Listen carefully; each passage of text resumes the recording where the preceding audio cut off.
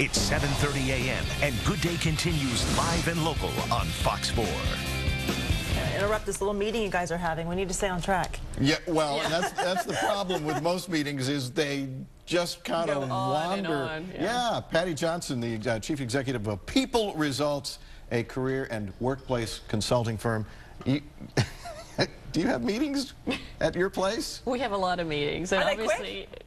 Do you get to them quick? Not always, but we're obviously with our clients. We're in meetings almost, I'd say, yes, most of the day. So we're spending. But in a lot of cases, you're doing a presentation, so it's like outgoing information. Sure, sometimes, right. yeah. Yeah. But also sometimes it's to make decisions, and you've got that's where the challenge comes in. You've got the whole group together, and you've got to come to some resolution. There's a lot of characters in a meeting, and the Wall Street Journal has kind of broken it down and taken a look at the different kind of people who are in the meeting. And like one of them is the naysayer, the person who always puts everything down.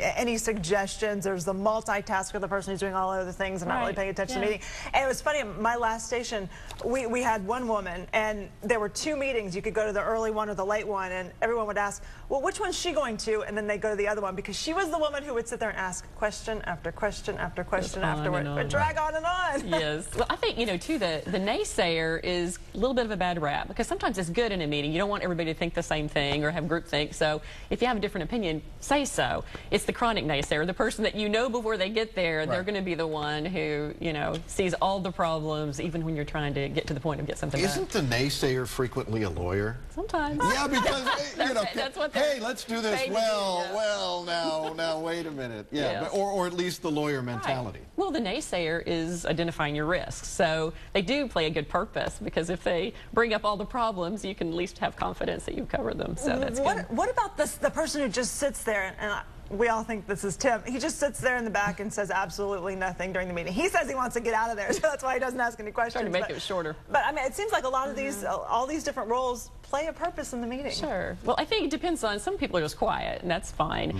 You know, but I think if somebody is really quiet in the meeting, it's very appropriate to say, you know, what's your view? Or you've been very quiet, what do you think? Or then, wake up. Or, yeah, wake up, yeah.